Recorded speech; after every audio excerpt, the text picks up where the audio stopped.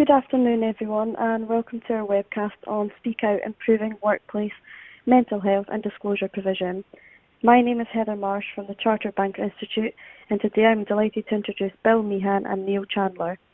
SpeakOut is an anonymous communications platform that provides a space for people to share with confidence and complete privacy their experience of workplace issues ranging from mental health and wellbeing to whistleblowing. SpeakOut enables organisations to identify workplace issues and provide support to their people, helping to build a resilient workforce. If you have any questions during the presentation, please use the online function to submit these, and Bill or Neil will try their best to answer as many as possible at the end of the presentation. I hope you enjoyed today's webcast, and I'll now hand you over to Neil. Thank you, Heather. Bill, if you could flip to the first slide. Thank you. So what we're going to do today is just sort of run through the background of what SpeakOut is, how it evolved, where it came from, and where we're sort of going with it in our journey with the Chartered Banker Institute. Bill, if you could flip to the next slide, please. Just before you start there, Neil, does the audience mind if I ask them a question? I'm just going to go to click on the questions. And I will post that question now.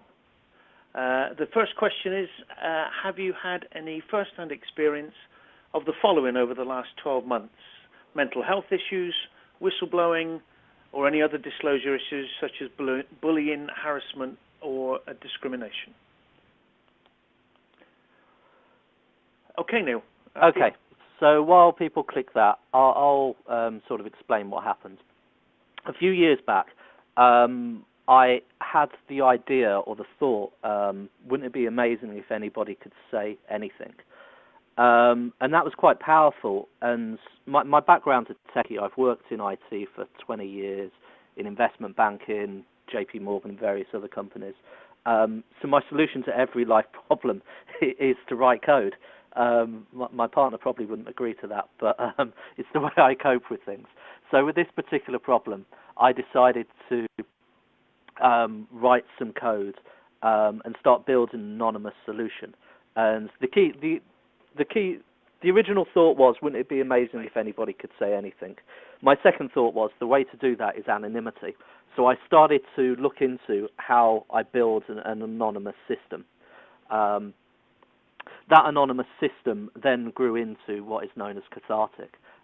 People started using it, and people started sharing their stories. And very quickly, I realized it was an incredibly useful tool to help people talk about problems for the first time. So we then tweaked it a little further and started offering support, and it turned into a tool where people could talk about anything for the first time. We would scan what they say and then put charities relevant to them. And we had some amazing results. We had various sort of categories of stories. A lot of the stuff that came through it was very, very dark, suicide, depression, various other sort of themes along that line. But it was also very powerful. We were getting people talking about stuff for the first time that they never had before. The main threads on it were sort of mental health, addiction, and abuse. And as a tool, it worked really, really well. We got people speaking about their issues.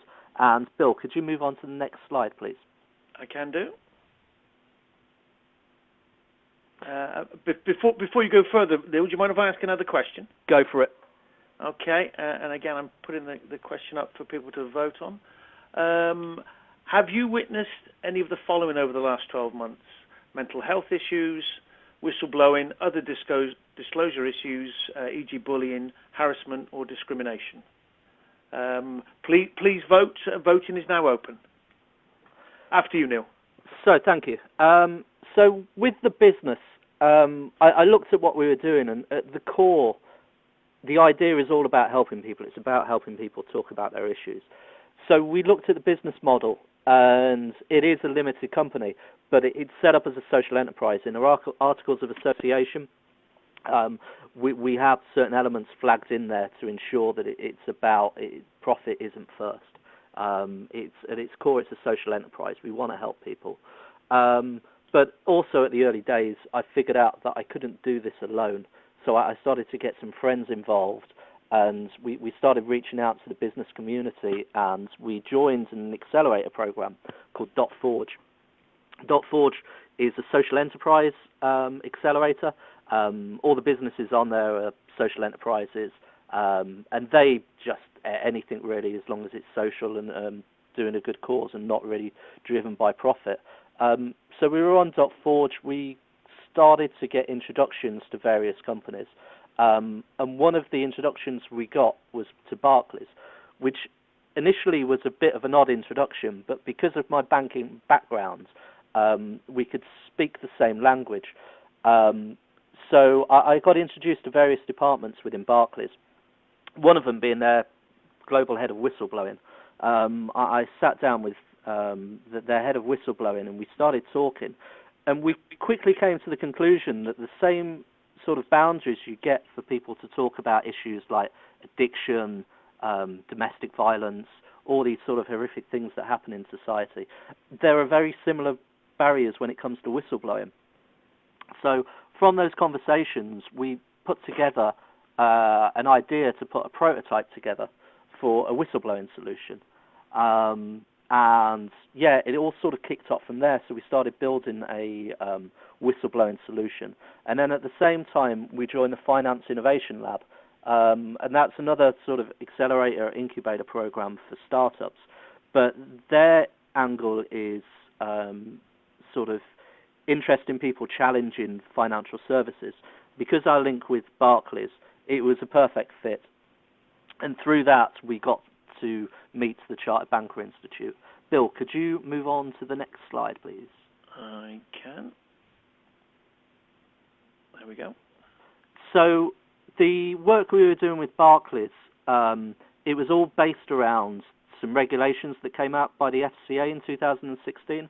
If you're a financial institution and you've got more than 250 million in assets, you have to have a named member responsible for whistleblowing, and you have to be seen to be doing more. And this was one of those projects where we could challenge the sort of status quo of whistleblowing.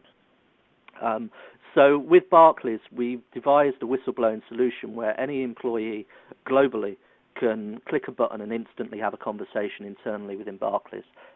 We ran a pilot with them globally. It was tested globally, and everything went very well with Barclays. From that pilot, we then started speaking with the Chartered Banker Institute. And that's when things got really interesting, because the Chartered Banker Institute looked at the situation differently. And that was really powerful, because before it was mental health outside of work and whistleblowing inside of work. But the reality of it is sort of the workplace and home life are now starting to get blurred. For instance, if you're going through a divorce, no matter what's happening, you're going to take that to the office with you. If you're being bullied at work, you're going to take that home with you. And there's this sort of grey area. So what we started looking at was modifying cathartic, or what it then became SpeakOut, modifying SpeakOut to become more of a rounded tool where members of the Chartered Banker Institute can message out a range of subjects. And from that, we've created a landing page. It's very similar to what we've done with Barclays, but we've opened up the scope a lot more. So people can talk about mental health, addiction, but then they can also talk about workplace issues like bullying and whistleblowing. And from that, they can speak with the Chartered Banker Institute, and they will help signpost you into the right direction.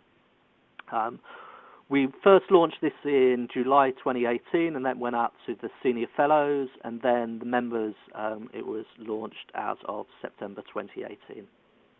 Bill, could you take us on to the next slide, please? I can do, and this is where I will take over from Neil for a moment. But before I start, I'd again like to ask a further question. This time it's not quite the yes or no question that was before, but certainly what I'd like to ask is, which do you think is least supported within your workplace? Mental health, whistleblowing, or other disclosure issues that we mentioned before? Certainly what I'd like to do now is talk more broadly about mental health within the workplace, And mental health has become an increasingly prominent profile in our consciousness over the last few years, and for very good reason. We see involvement of the royal princes in mental health and mindfulness charities, and only last month we had World Mental Health Day. Within the workplace, we've looked at the Stevenson Farmer Review in 2017, a report called Thriving at Work, and that threw up some very stark issues. Certainly, 15% of people at work have symptoms of an existing mental health condition. In addition, 300,000 people with long-term mental health conditions lose their job each year. As a nation, we have all become acutely aware of the impact mental health problems have on the individuals affected and also their families, but also beyond that, as Neil mentioned earlier, the impact it's having in the workplace. The Stevenson Farmer Review found, using data that had been collected for an independent study by Deloitte, that the annual cost to employers is estimated at somewhere between 33 and 42 billion pounds. 50% of that is a cost of presenteeism. Further to those employer costs, the government, or it's estimated that the cost to the government is somewhere, again, between 24 and 27 billion annually. And the overall impact on the economy is somewhere between 75 and 100 billion pounds. Not just a simple addition of those two sectors. There are costs beyond employers and beyond the government factored into those numbers. It's no wonder then that in this area this has become an increasing interest for the government, for health service providers, and for employers alike. Of course, the thing about mental health is that we are all affected by it all the time.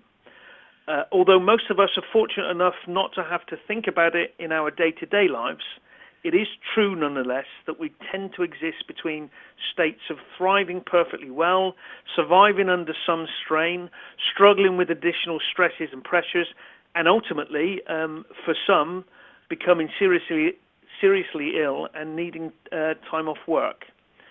The chartered banker, as Neil mentioned earlier, has always taken a progressive approach to mental health, and hence our involvement in developing SpeakOut together, and for many years have advocated for greater availability of support and services to its 30,000 members, some of whom are on this or in the audience of this webinar now.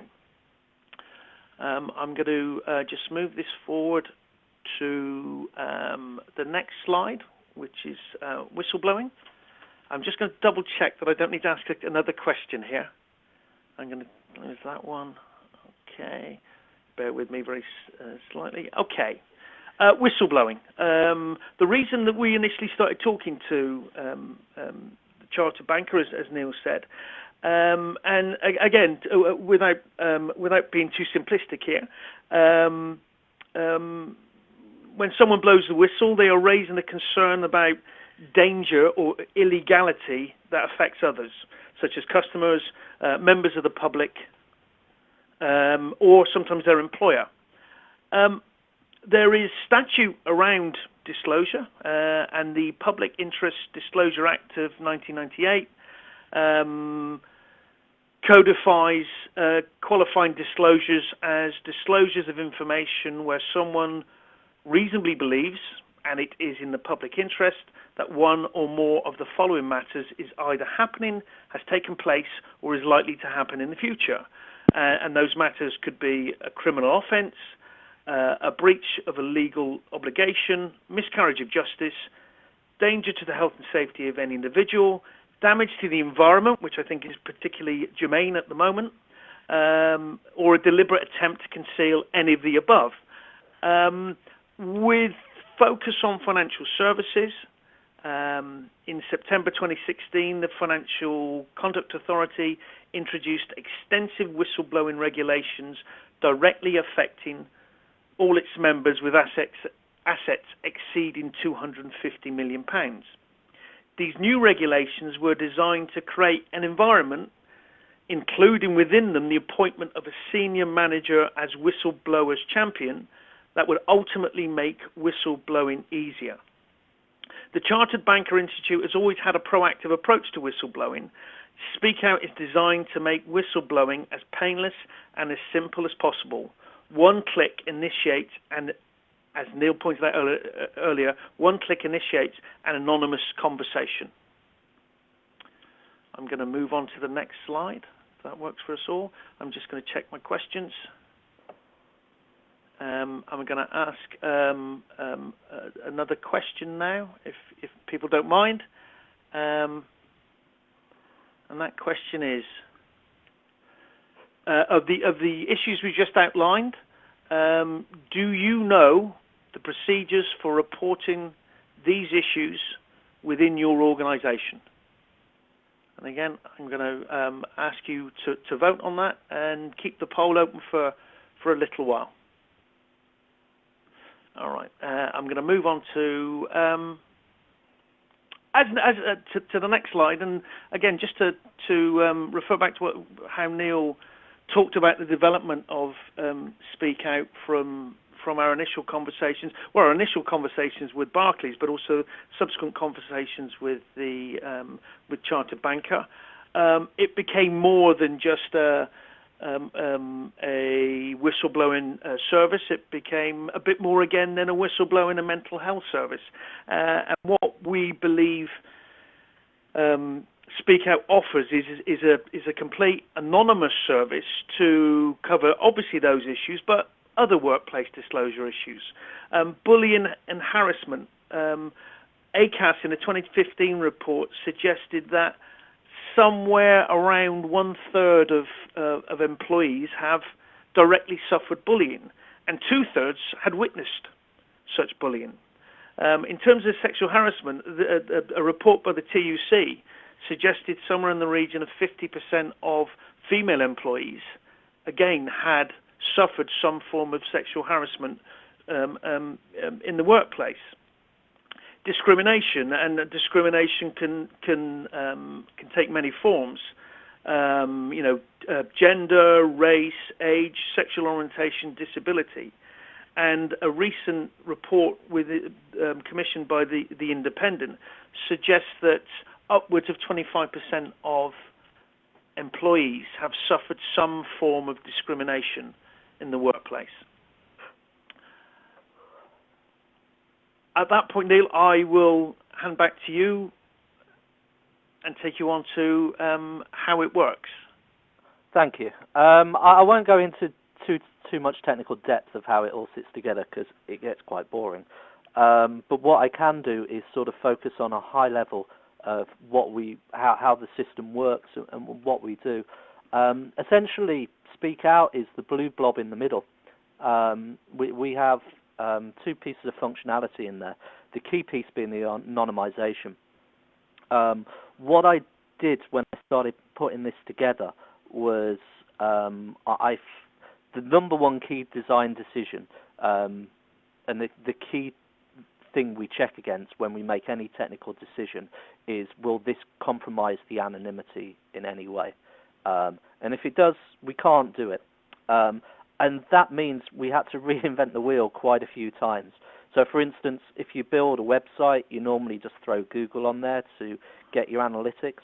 Now, we can't do that because Google might be monitoring the conversations. And if they're monitoring the conversations, even though theoretically the data is anonymized and all this stuff, it's not 100% anonymous. So we've had to reinvent the wheel there. With all the code that's being used, we have to look at how the code is being used, whether it's calling out, and if there are any sort of calls made external, once again, that could be used to triangulate and sort of cross-reference who that person is. So we don't use any of that. It was a lengthy process at the beginning, but now we've got a system where we use a core set of tools. In a way, it was actually freeing because we stripped things down to the basic, and we've now got a system which is very, very lean, and it does exactly what we want it to, and we know exactly what's happening. So in short, what happens is You connect over mobile phone, tablet, computer. It doesn't matter. We've designed this to be mobile first, which means it will support pretty much any mobile device.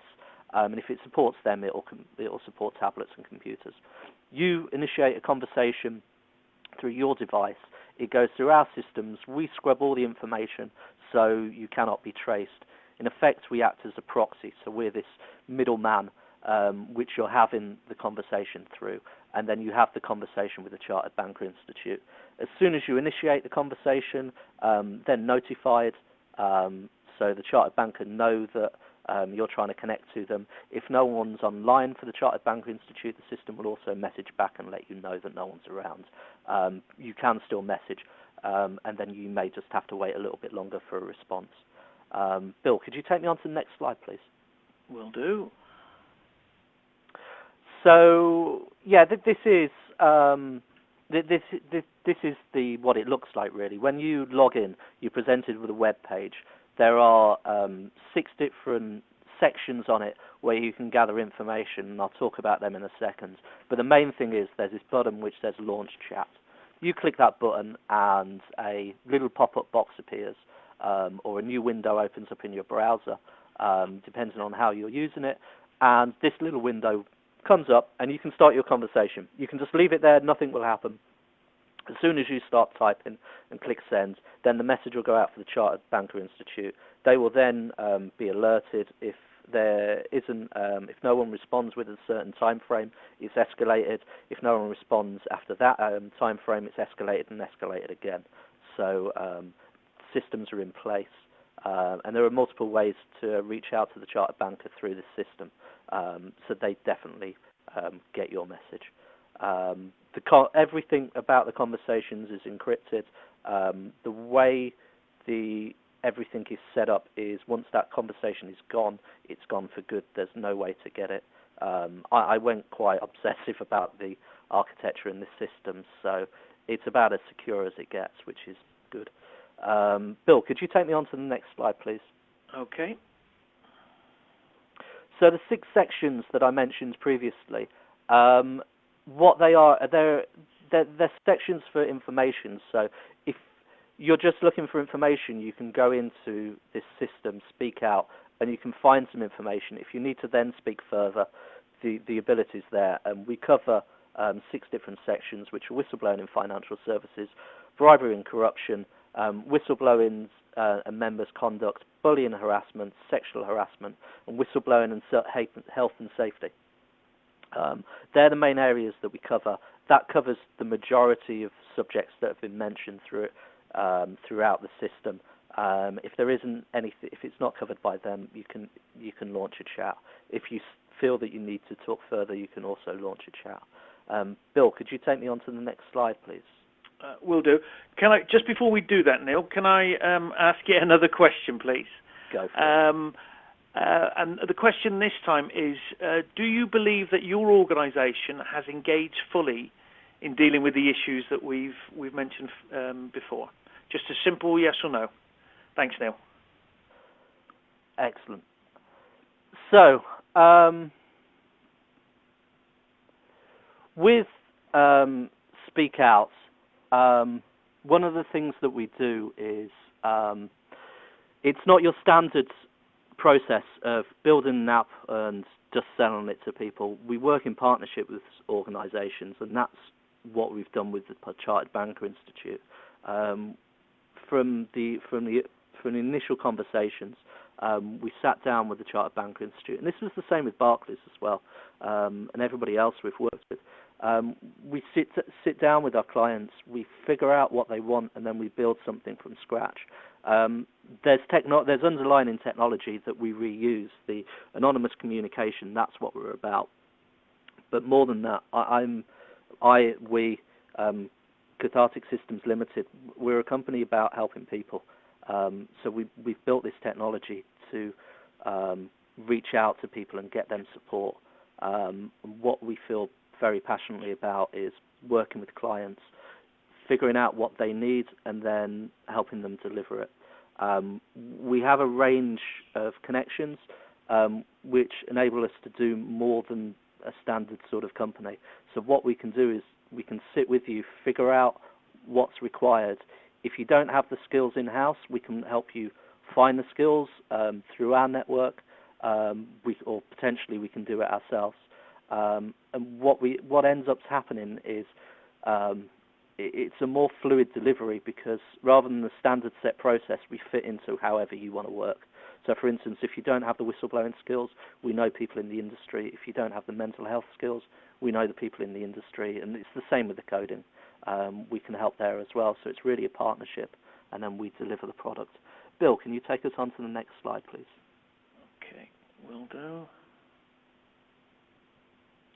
And finally, if you'd like to reach out to us to talk about any of our products, I'm more than happy to have a chat, grab a coffee, and sort of take it from there.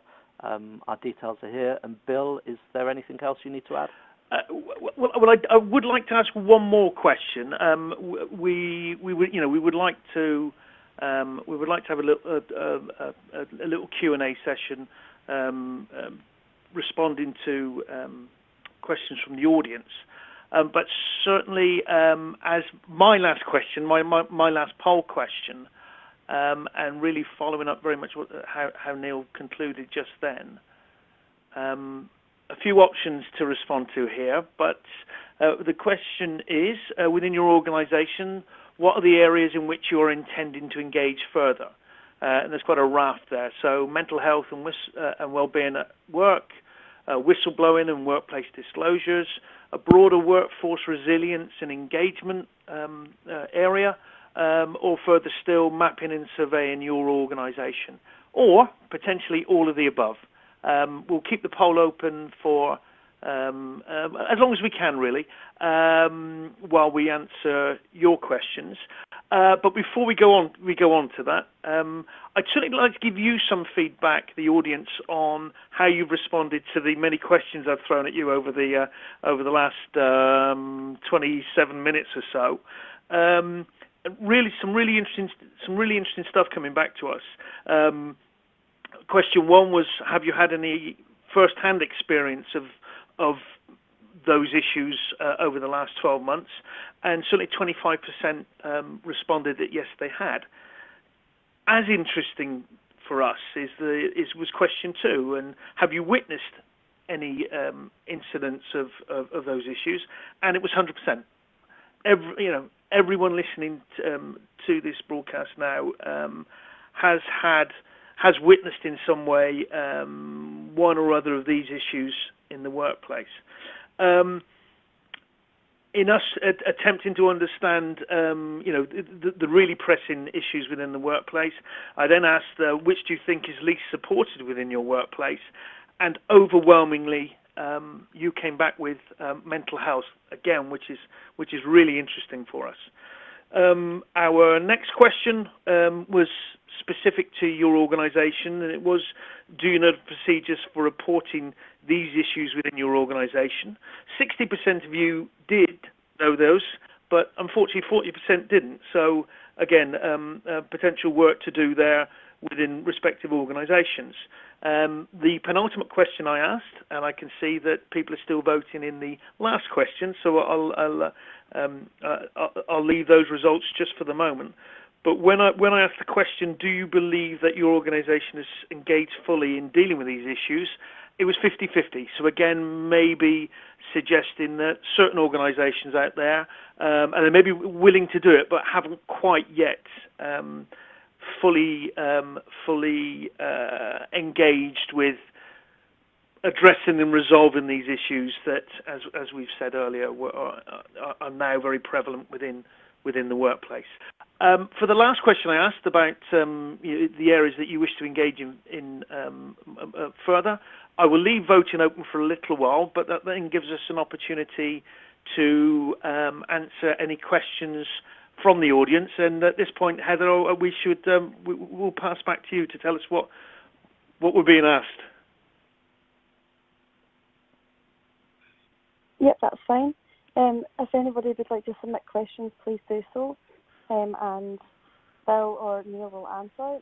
In the meantime, I actually have a question here. So can you describe briefly the process that you would follow with a client to develop a service like SpeakOut?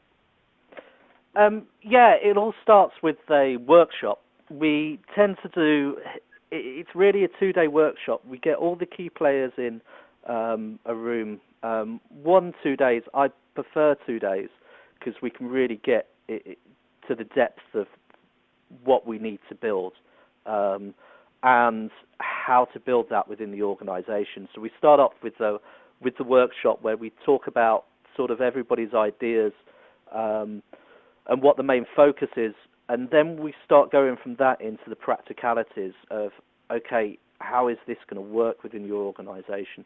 How realistically are we going to get it deployed? What are the regulation problems? All this kind of stuff. And then from that, we start producing a plan. And it's very much, it's dictated by the clients. We can build something where we do all the grounds work, or we can do something where we just provide the software. It's what we've discovered is every organisation is different. So if we try and sell them one standard product, it never works. What does work is sitting down with a client and going through their exact requirements, and then building it with them in partnership. So that's pretty much the process. On average, it takes, so we do this 2-day workshop. There's probably another week or 2 to sort of document everything, and then from that we go into a deployment.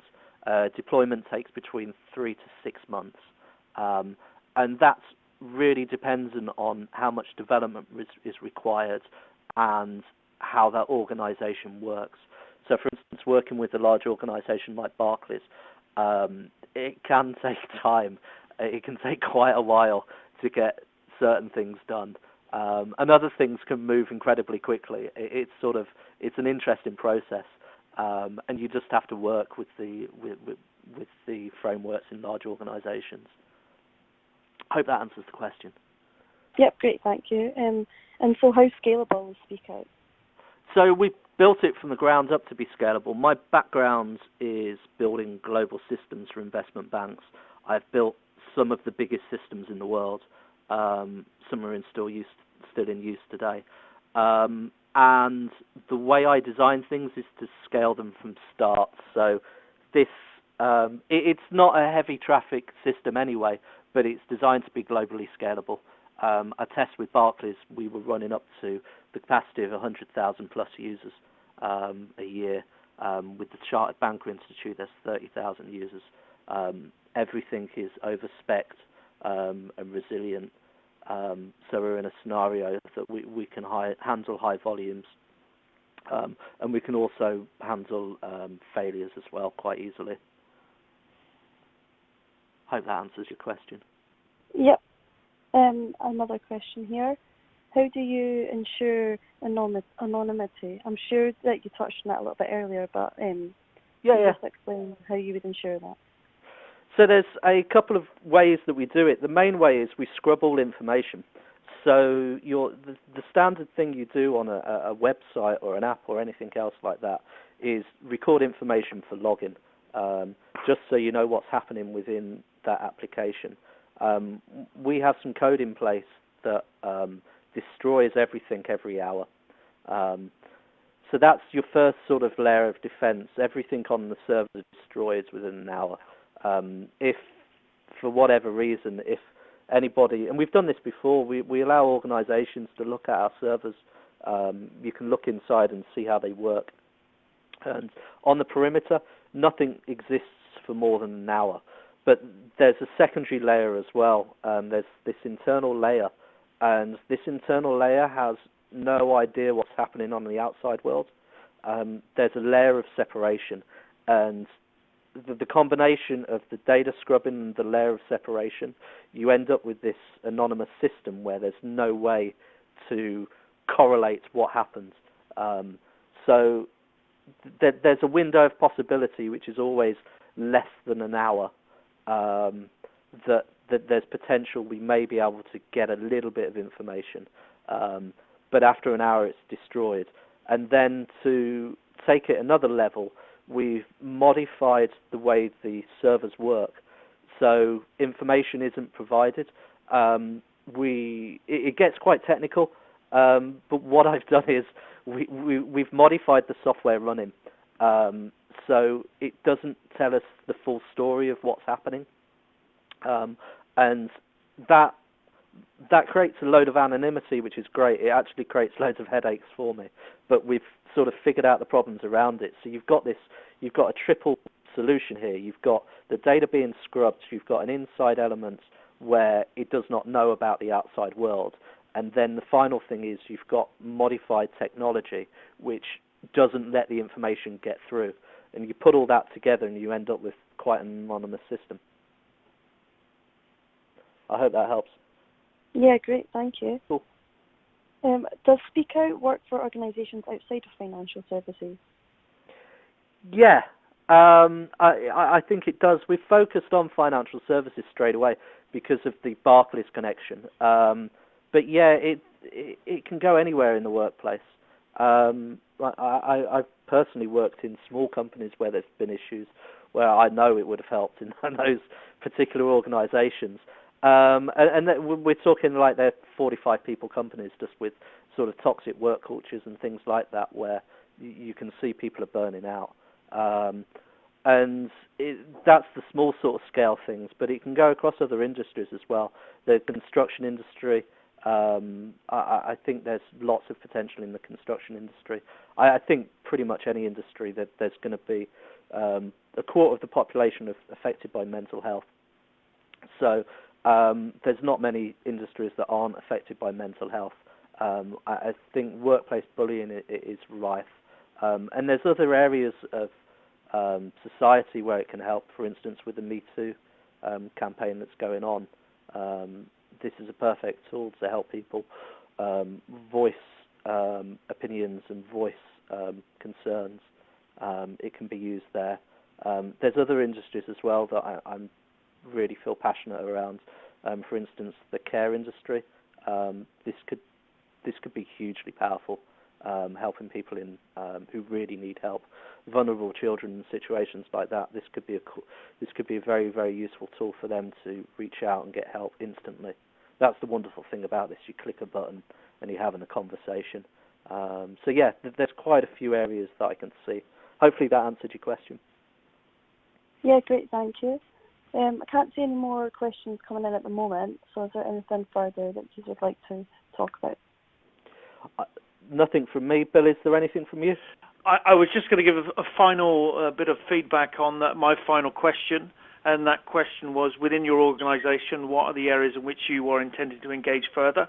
And quite ironically for a financial services conversation, whistleblowing wasn't mentioned once, so it's certainly mental health by far and away was the most important issue certainly to those listening, and if it's in any way representative of the broader cohort within financial services, that's quite telling, and it's certainly something that we're very proud of the work we've done with the Chartered Banker to help provide some solution to those issues. Great, thank you. So I'd just like to thank Bill and Neil for providing such an insightful webcast, and of course to our listeners as well. For members of the Chartered Banker Institute, today's webcast can be recorded as part of your ongoing CPD. Please remember to record this via the logbook in the members area of the website. The slide pack will be available to all listeners after today's presentation. We would also welcome your feedback on today's webcast. Once again, we would like to thank you for your participation, and thanks for listening. Thank you. Thank you.